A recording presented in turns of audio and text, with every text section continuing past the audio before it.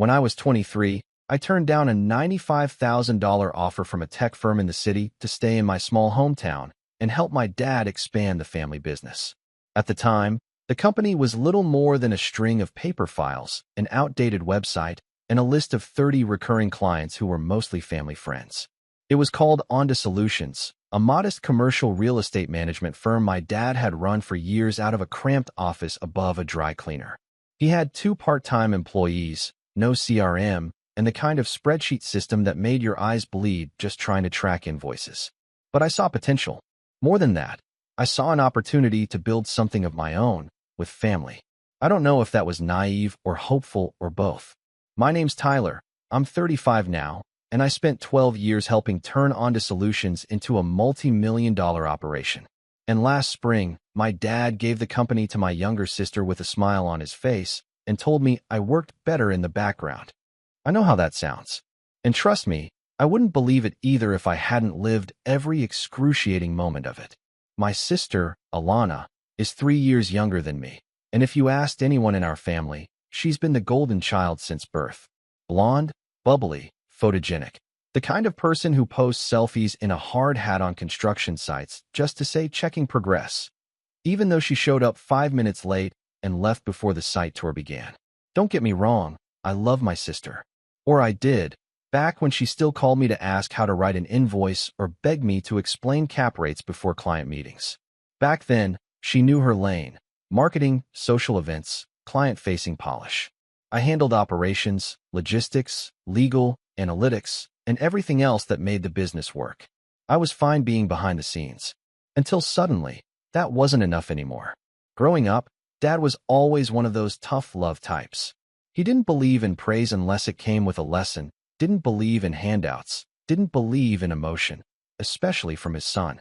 But Alana? He used to sneak out of work early to go to her soccer games, bought her a new car at 16 for safety, and once told me that girls need more support. It's just how it is. At first, I let it go. I figured if I worked hard, he'd notice. I didn't need cheering crowds or participation trophies. I just wanted his respect. So when I passed on that tech job and told him I wanted to help him modernize the company, he shook my hand and said, "Don't expect a thank you. Let's see what you can do." That handshake became the beginning of everything, and I didn't realize until much later that it would also be the start of my erasure. I started with the basics, moved our files to a digital system, cleaned up the books, rebuilt the website, launched an online portal for clients, and started building partnerships with local contractors. I worked 70-hour weeks, took online courses in property law, and eventually got my broker license to handle more deals in-house. Within 3 years, we tripled our recurring contracts and signed our first 7-figure management deal with a regional medical group. Dad called it luck. I called it strategic targeting. But when Alana graduated with a degree in communications and came back home looking for a job, guess who he said would lighten the mood around here? Suddenly, I wasn't just running operations, I was managing my sister too. At first, it was fine. She had a good eye for aesthetics, redesigned our logo, took over our Instagram, and polished up our listing packages. But within a few months, she started showing up late, missing follow-up calls, and taking credit for ideas that weren't hers. One time, I spent 2 weeks analyzing performance data to pitch a new pricing model. She sat in on the meeting, smiled, and 2 days later, she posted about her new client-centered tier system on LinkedIn. I brought it up with Dad. He shrugged and said, "She's just trying to feel valuable, Ty. Let her have a win." That's when it started hitting me. This wasn't about her trying to find her place. This was about him giving her mine. It got worse over time. She'd accidentally forget to copy me on key emails, schedule over my meetings, and flirt her way into client dinners that should have been mine to lead. I watched as she turned from helpful to entitled, from team player to company mascot. And Dad, he leaned into it.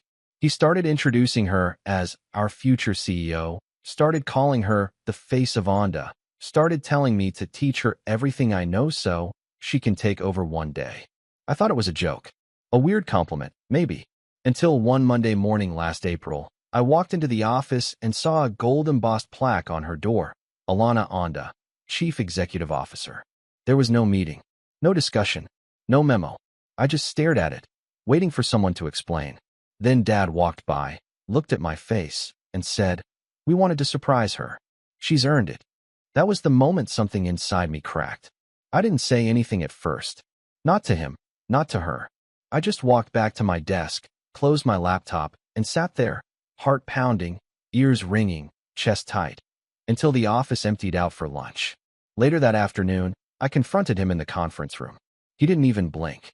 "You've done incredible work," he said. "But leadership isn't just about systems and numbers. Alana has presence, charisma. People like her. You're great at the background stuff, Ty, but she's the one people remember." I was stunned. I asked him if I was being demoted. He said no, of course not. "You'll still handle the day-to-day. You're essential. But from a branding perspective, she's the future."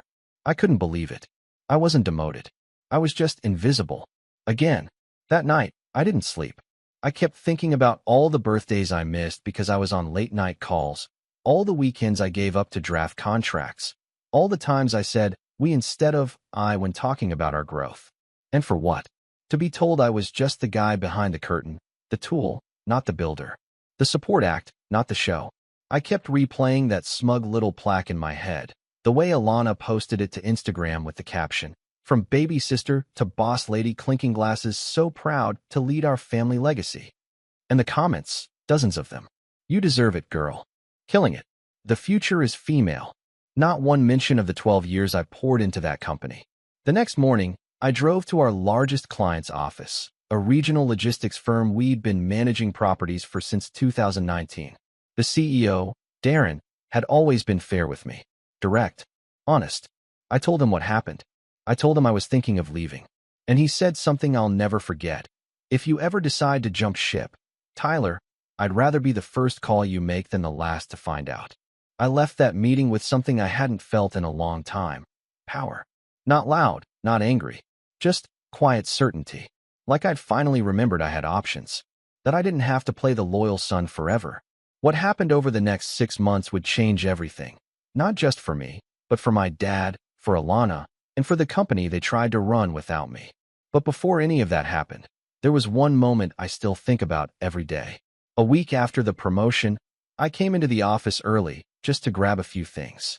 Alana was already there, sitting in Dad's chair, sipping a latte and scrolling through her phone like she'd owned the place for years. When she saw me, she smiled. That fake, sugary grin she used to get when we were kids, and she knew she'd won. "Morning, Ty," she chirped.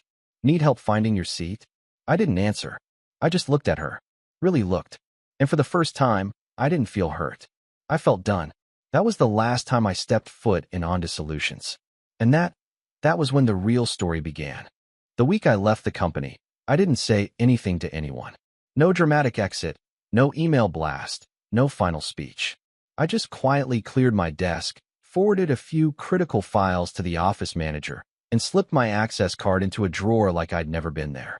Dad didn't call. Alana didn't text. I guess they figured I'd sulk, maybe take a week off, then come crawling back with an apology and some proposal to find a new structure that works for everyone. That's how things had always gone before. I'd raise concerns, get brushed off, retreat, then return and keep working like nothing happened, because I thought loyalty was the same thing as love. But this time felt different. Something in me had cracked wide open, and the air on the other side was clearer than I expected. I wasn't angry yet, just empty, numb. 2 days after I left, Dad posted a long, self-congratulatory update on LinkedIn titled, "Passing the Torch, a Family Legacy Reinvented." He tagged Alana, wrote about the next generation of leadership, and thanked me, in a single sentence, for helping set the foundation for our future. That was it. No mention of 12 years. No highlight of the deals I brought in, the systems I built, or the people I trained. Just a warm pat on the head and a line that made me sound like an intern who helped alphabetize the file cabinet before heading off to grad school. I didn't comment. I didn't even like the post. I just took a screenshot and filed it under a new folder I made on my laptop that night. Rebuild. The next few weeks were surreal. I slept in, read books I hadn't touched in years, spent actual time with my girlfriend, Lacey, who, bless her heart, had been quietly watching this entire mess unfold with more grace than I deserved. We cooked dinners, took walks, watched movies. She didn't press me about what came next. just sat next to me on the couch and let the silence stretch out until I was ready to speak. I think that's when I realized how loud my life had been for so long. All the noise I had accepted as normal.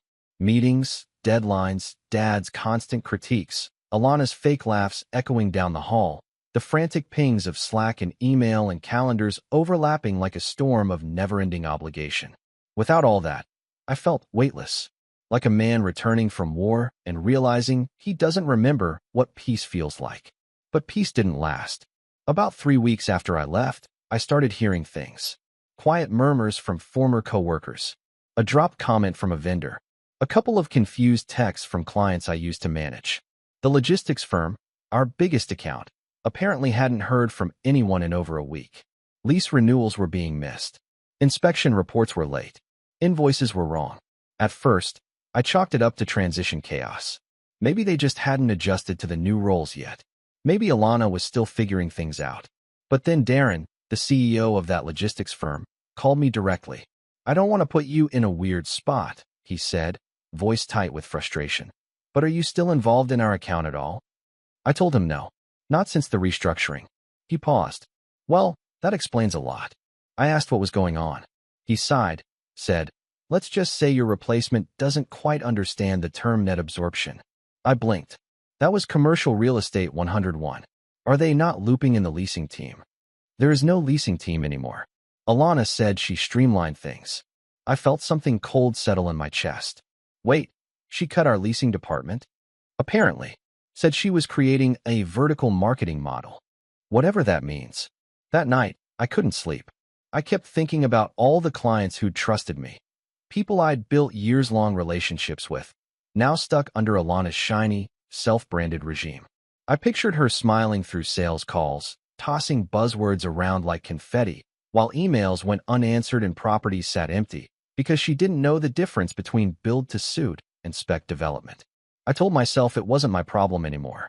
I reminded myself, over and over, that I'd walked away, that I had no responsibility to fix what they'd broken.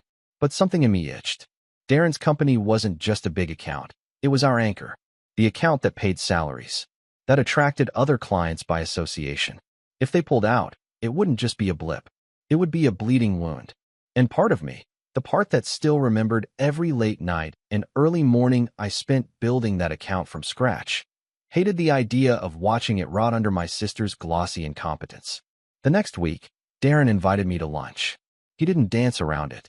"I know you're not looking to jump back into the fire," he said, swirling the ice in his tea. "But if you ever considered starting something new, maybe boutique, maybe selective, I'd be interested in having that conversation." I stared at him. "You're offering me a job?" He shook his head. "Not a job. A seat at the table. Partner level." I didn't say yes. Not yet. I still had loyalty rotting in my bones, like mold that wouldn't shake. But I didn't say no either. Then came the final straw. About 2 months after I left, Mom invited me to dinner. Not an unusual thing. She missed me, hated the tension, and had always played the role of family peacekeeper. But this time, she said, "Your dad wants to see you too. Just come, please." Against my better judgment, I went. The house was the same as always, a tidy, too quiet colonial on the nicer side of town, where the smell of lemon cleaner hit you before the door finished opening. Dad was in the dining room. Alana already seated at the head of the table like she owned the place. She wore a white blazer and that same smug expression I'd seen on her face the day she took my seat. Dinner started civil. Small talk. Mom asking about Lacey. Dad asking about the weather like we didn't live in the same zip code. I played along. I nodded, smiled. Tried to find the rhythm of a family that no longer felt like mine. Then, somewhere between the second course and dessert, Dad dropped the hammer. "We've been thinking," he said, setting down his fork, "and we wanted to offer you a chance to come back." I blinked. "Come back. Not in your old role." Alana jumped in. "Obviously things have evolved, but we thought maybe you could consult. On a project basis. We'd even pay market rate." The room went still. Consult. Market rate. They were offering to hire me, not as a partner, not even as an employee, but as a freelancer. In the company I built. With a smile. "Are you serious?" I asked. Dad shrugged. "You left. We had to restructure. But there's still a place for you, Ty, if you're willing to accept where the company's going." I looked at Alana. She didn't flinch, just sipped her wine and waited for my answer like I was some job candidate in a second-round interview. Something broke open in my chest. 12 years. I gave them 12 years. And now they wanted to rent me like a temp with a fancy resume? I stood up. Quietly. My chair didn't even scrape. I appreciate the offer, I said, voice calm. But I think I've finally accepted where the company's going to. Then I walked out. Mom called after me. Alana said something snide I didn't hear. Dad didn't move. That night, I called Darren and said yes. We filed the paperwork for a new venture the next day. We called it Keystone Commercial.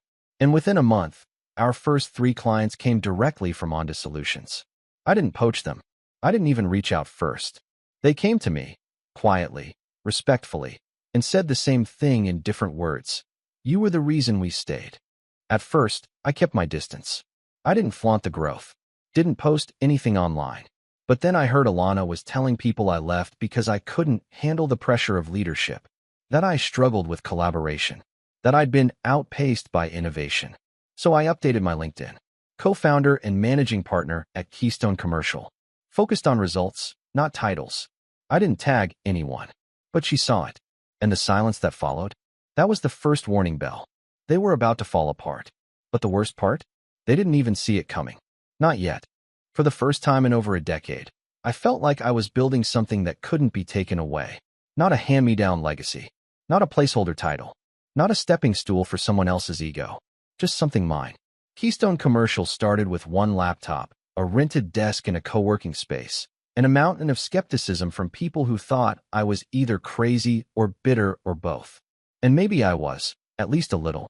Because you don't pour 12 years of your life into something, only to watch it get handed off like a shiny accessory to your less qualified sibling and walk away without some scars. I had them. I just chose to use them like armor. The first few weeks were chaos. I barely slept. I split time between meeting with contractors, filing incorporation documents, sketching out a service structure, and navigating what I can only describe as polite hostility from vendors who were still technically tied to Onda Solutions, but liked me more. Some were hesitant to jump ship. Others made it clear they would the second the paperwork was clean. I didn't push anyone. I just did what I always did. I worked. Quietly. Consistently. Thoroughly. Lacey, as always, was my rock through it all. She made coffee in the mornings before her own shifts, left sticky notes with encouragement on my monitor, and never once asked why I looked so tired. She just squeezed my hand when I needed it. I think she knew what I hadn't admitted yet. That part of me still felt hollow, even as I rebuilt. Because the truth is, success doesn't erase betrayal. It just gives you somewhere else to stand while you try to heal. Darren wasn't just my first partner. He was the first person in months who looked at me like I hadn't been reduced to a background character. He looped me in on strategy meetings, introduced me as the guy who saved our real estate division, and gave me space to experiment. One of my first projects under Keystone was reworking their entire lease management pipeline, and within 2 months, we'd slashed renewal delays by 70%. Word started to spread. Not loudly, not publicly, just little ripples. A broker I used to train reached out and asked if I was open to consulting. A former intern, now a property manager, DM'd me to say, "If you're hiring, I'd love to work under you again." Even our old website designer left a message saying, "I never understood why they sidelined you. Let me know if you need anything." Still, I kept it low-key. No flashy launch parties. No billboards. Just work. Because I wasn't interested in revenge, not yet. I was interested in reclaiming the part of me that had been buried under other people's ambition. Then, about 3 months in, I hit the wall. I just finished a 14-hour day reviewing zoning maps and tenant improvement requests when I got a message from my bank. "Your account balance is below the configured alert threshold." I checked. I had less than $400 left in my checking account. Everything, rent for the office space, legal fees, software subscriptions, hiring an assistant, had drained faster than I expected. I'd reinvested every cent Darren paid me into the business, and while invoices were out, none had been paid yet. I sat at my desk staring at the screen, suddenly aware of how quiet the office was at 2 a.m. My chest tightened. What was I doing? I'd left a 6-figure salary, walked away from a steady role, burned bridges. And for what? To prove a point? To chase some pride-soaked dream of independence? What if they were right? Dad, Alana, everyone who ever implied I wasn't leadership material. What if I'd thrown it all away for nothing? That night, I didn't go home. I curled up on the ratty couch in the corner of the office and just stared at the ceiling tiles, letting every doubt crawl out of the corners of my mind and settle into my bones. I didn't cry. I didn't scream. I just sat in it.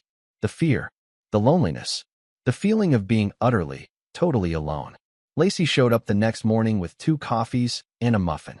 She took one look at me and said, "You're not allowed to make any major decisions until you shower and eat something." I laughed weakly. Then she sat beside me and said the thing that finally cracked the dam. "You didn't leave because you failed," she said. "You left because you were done being used. That's not quitting. That's self-respect." I didn't realize how badly I needed to hear that until the words settled into the silence between us. She didn't ask how much money was left, didn't question my plan, just squeezed my hand and said, "Let's get through today. That's all you have to do." It wasn't a grand turning point, but it was the start. Later that week, 2 outstanding invoices cleared. I could breathe again. I moved a few meetings, took 1 full day off to rest. Then I got back to it. By the end of month 4, Keystone had 5 full-time clients. By month 5, we signed our first property development deal. And by month 6, we were turning a profit. It wasn't flashy, but it was ours. Meanwhile, whispers about Onda solutions kept trickling in. At first, it was small stuff. Rumors that Alana had missed a key deadline, that their marketing team was being slashed, that Dad was suddenly more hands-on again. But then, one of my old contacts sent me something that made my jaw tighten. An article in the local business journal titled "Shaky Ground. Legacy Firm Faces Transition Turmoil." It wasn't a hit piece, but it wasn't flattering. Buried in the second paragraph was a quote from a former client who said, "We loved working with Tyler. It hasn't been the same since he left." I didn't gloat, but I did screenshot it and save it in the same folder I'd made months ago, Rebuild. Around that same time, I went to a networking mixer, my first in nearly a year. Lacey practically shoved me out the door, saying I needed to act like a CEO, not a hermit. I wore a suit that actually fit, combed my hair, and tried to remember how to small talk without feeling like a fraud. An hour in, someone tapped me on the shoulder. "Tyler." I turned. It was Rachel, a senior asset manager from one of our oldest institutional clients. I hadn't seen her in over a year. She smiled. "Heard a rumor you were back in the game." We chatted, caught up. She mentioned they were looking to expand into 3 new markets, but hadn't found the right management partner. Then she leaned in slightly and said, "Between you and me, we never understood why you weren't running things before." I nodded, a slow, tired kind of gratitude warming in my chest. Later that week, we inked a new deal with them. It was the biggest contract of my career. Keystone had officially outgrown its co-working desk. I leased a proper office, hired 3 new staff, built an internal portal for clients. We were becoming what I'd always dreamed of, not a clone of Onda, but the company I thought Onda could have been if it had ever respected me. And that's when I got the call. It was a Friday. Late.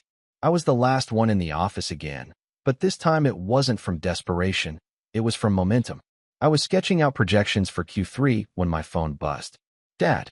I stared at the screen for a full 30 seconds before picking up. His voice was quiet. Hoarse. "Tyler." I waited. There was a pause. Then he said the words I never thought I'd hear. "We made a mistake."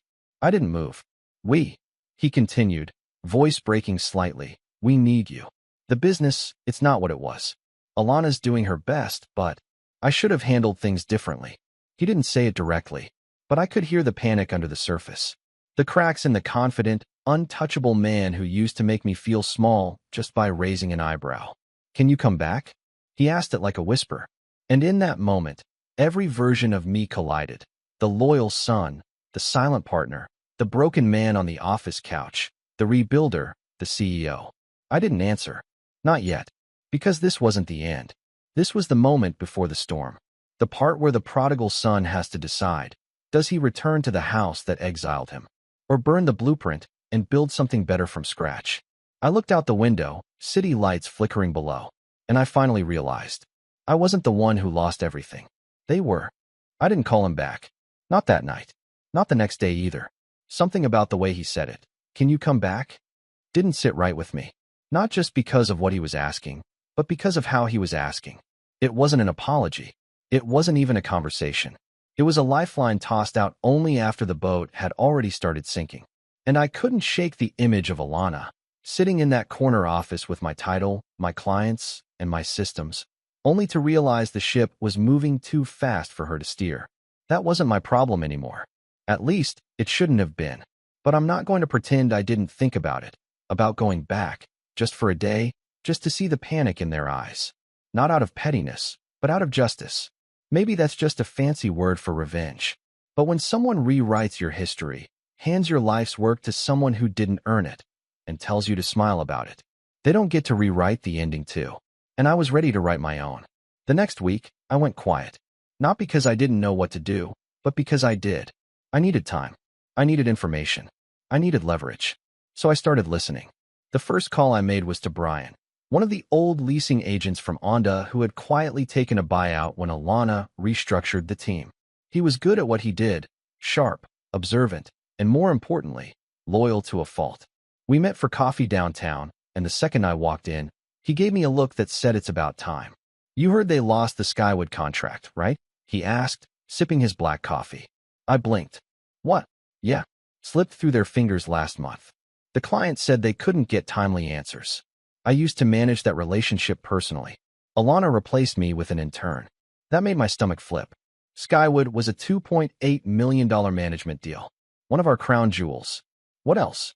Brian didn't hesitate. "Morale's gone. Turnovers through the roof. Vendors aren't getting paid on time, so they're tacking on late fees or walking. And get this, they hired an outside PR firm to rebrand the company narrative. New logo, new tagline, full facelift. Using what money?" He shrugged. "No idea. But word is, they burned through last year's surplus by Q2. I sat back, trying to process it all. They weren't just floundering. They were hemorrhaging. And they were hiding it. Why didn't this make the news?" I asked. "Because your dad still has friends on the board of the chamber. They're trying to cover the smell, but it's seeping out. Another few months, and they'll be out of cash." I didn't smile, but something deep in my chest flickered back to life. It wasn't about revenge yet. It was about clarity. Because for the first time, I saw it. The empire I had built wasn't built with their foundation. It was mine. My systems. My workflows. My relationships. They inherited the house, but I took the blueprint. And I still had the master key. Over the next few weeks, I made more calls. I reconnected with two former analysts who had left after I did, both quietly unhappy, both looking for a fresh start. I spoke with our old software developer, who told me Alana had replaced our custom CRM with a flashy subscription tool that looked nice, but didn't integrate with half the back-end systems. "It's like putting a racing spoiler on a car with no engine," he said. "If you ever want to rebuild the old stack, I've still got the codebase backed up." I met with 3 former clients who dropped Onda in the last year. All of them polite, all of them eager to talk. One even slid a manila folder across the table. "I didn't know who else to give this to," he said. Inside were screenshots, emails, documents, all time-stamped, all showing systemic failures, missed deadlines, and doctored performance reports from Onda's team. It was worse than I thought. They weren't just incompetent. They were desperate. And desperation makes people sloppy. The final piece fell into place one morning when I was cleaning out an old storage drive from my Onda days. Tucked deep in a folder labeled Legacy Docs was a file I hadn't opened in years, a full strategic operations manual I had written myself. It covered everything: client onboarding, lease escalation processes, vendor management hierarchies, compliance checklists, and performance benchmarks. The blueprint, the DNA of the entire company. I remembered printing out a copy and handing it to Dad back in year 6. I remember the way he smiled and said, "This will keep the engine running, even if you're on vacation." And then he filed it away.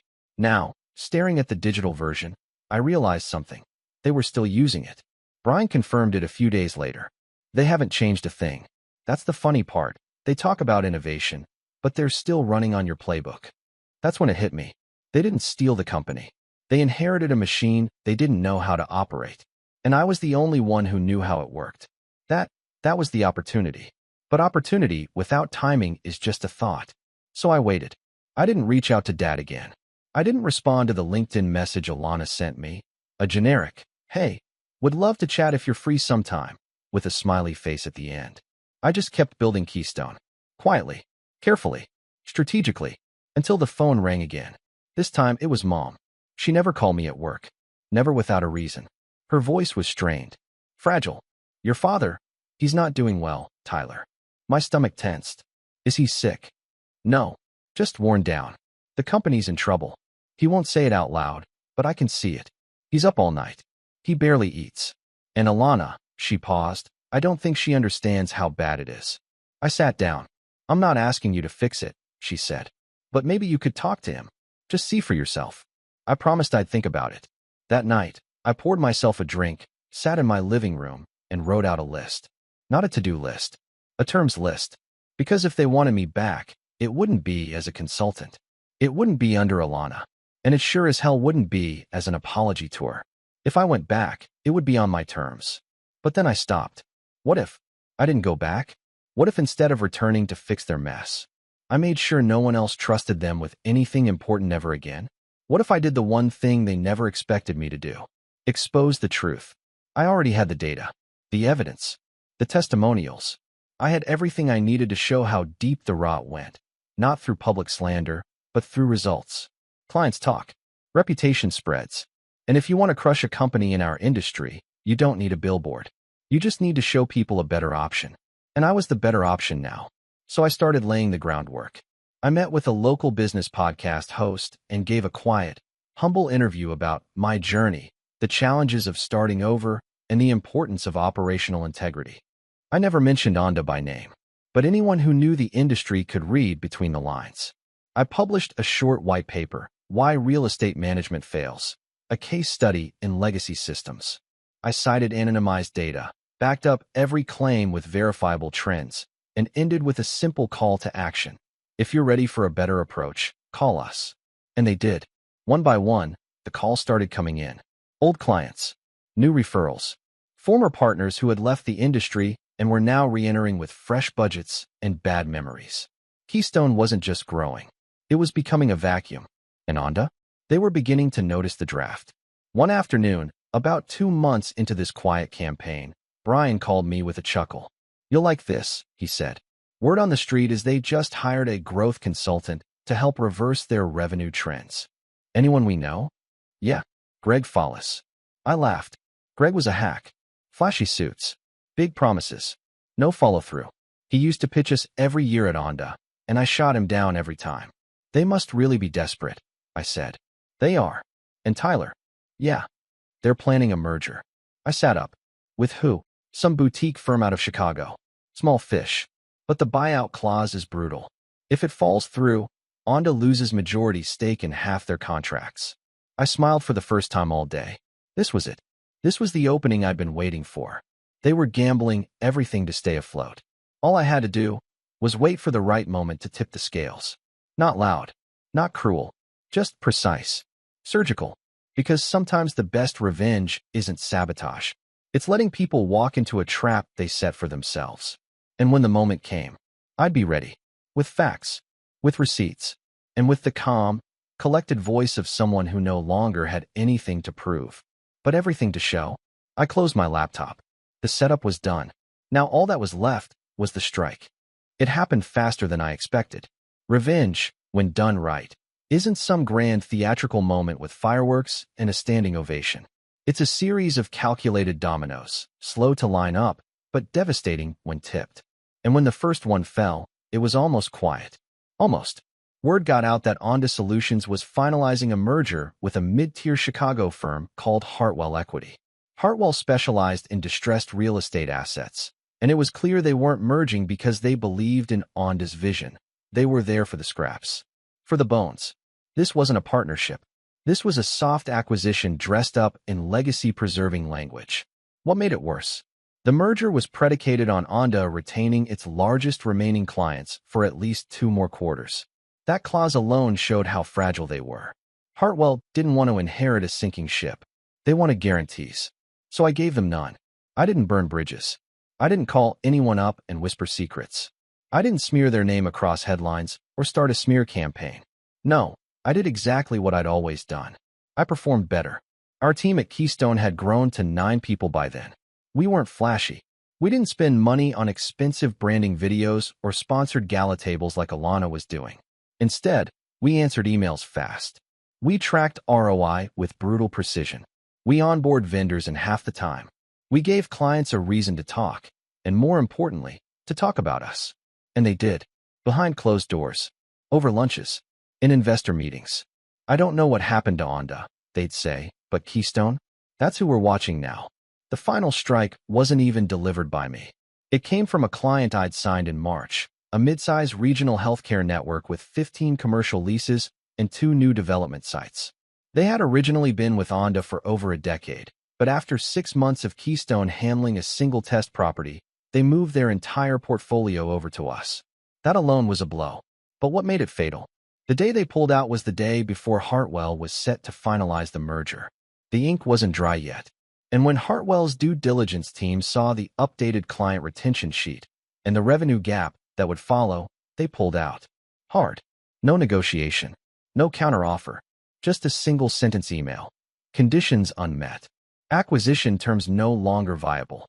I found out through Brian, who still had friends inside the office. You should have seen her face, he said. Alana was pacing like a wind-up toy. Your dad just sat there. Didn't say a word. For once. I didn't gloat. Not out loud. But I did sit on my balcony that night, a glass of scotch in hand, and breathe in the cleanest air I'd felt in years. That feeling? It wasn't pride. It wasn't vengeance. It was closure. But the story wasn't over yet. 2 weeks later, I got a call from a blocked number. I don't usually answer those, but something told me to pick up. It was Alana. Her voice was different. Smaller. Hi, she said. I know I'm the last person you want to hear from. I didn't respond. She sighed. Dad's not well. He's been staying at home. We let go of 4 staff last week. The firm's down to a skeleton crew. I stayed silent. She pushed on. I know I messed up. I know you don't owe us anything. But I need to say this. You were right. About everything. The systems. The clients. The way the business actually runs. I thought I could learn on the job, but I didn't know what I didn't know. Still, I said nothing. She went quiet for a moment. Then, if there's any chance you'd consider coming back, maybe not as an employee, but as I don't know, a leader. The company's broken, Tyler. And you're the only one who knows how to fix it. It was almost surreal hearing her say it. This was the same person who once asked me if Excel was just a fancy calculator. Now she was asking for my help. I let the silence stretch before I finally answered. I did fix it, I said. 12 years ago. You broke it. There was a pause. I know. More silence. I'm not coming back, I said calmly. But I'll make you an offer. I could almost hear her sit up straighter. You'll hand over the client list. The remaining contracts. The assets. All of it. Onda gets dissolved. Keystone takes over what's left. You want to buy us out? No. I'm not paying for something I built already. You'll walk away. Quietly. And I'll make sure your vendors get paid. Your clients get serviced. Your staff gets offered a job. She was quiet. Processing. And Dad, she finally asked. I'll let him keep the name. He can say whatever he wants at his country club. But if either of you go public with anything that tries to rewrite this story again. I didn't have to finish the sentence. She understood. There was a long pause. Then she said, Okay. We met the next week to sign the papers. It was sterile. Professional. She brought a lawyer. I brought mine. Dad wasn't there. She looked tired. Hollow. Like the version of herself that once beamed in Instagram photos holding champagne flutes in the conference room had been quietly erased. I didn't gloat. I didn't smile. I just signed the final document and slid it across the table. When it was over, she stood and said, I'm sorry, Tyler. For all of it. I nodded. That was all. Then I left. 3 months later, Onda Solutions ceased operations. Keystone absorbed its assets, clients, and remaining staff. We expanded into a new office downtown. Not huge, but clean, efficient, and bright. I built a leadership team that understood humility. We reinvested into systems that didn't need my name on every paper to function well. And for the first time, I took a vacation. Lacey and I flew to Greece. She'd always wanted to go. On our last night there, sitting on a quiet rooftop under a warm Mediterranean sky, she asked me what it felt like, not just to win, but to finally be done. I thought about it. The years I gave. The nights I lost sleep. The betrayal. The rebuilding. The strike. Then I said, it feels like I finally remembered who I was. before they tried to tell me who I wasn't. She smiled, clinked her wine glass against mine, and said the words I'd been waiting to hear for a very long time. You didn't get even. You got better. And she was right. Because revenge doesn't have to be loud to be complete. Sometimes the most powerful ending is silence.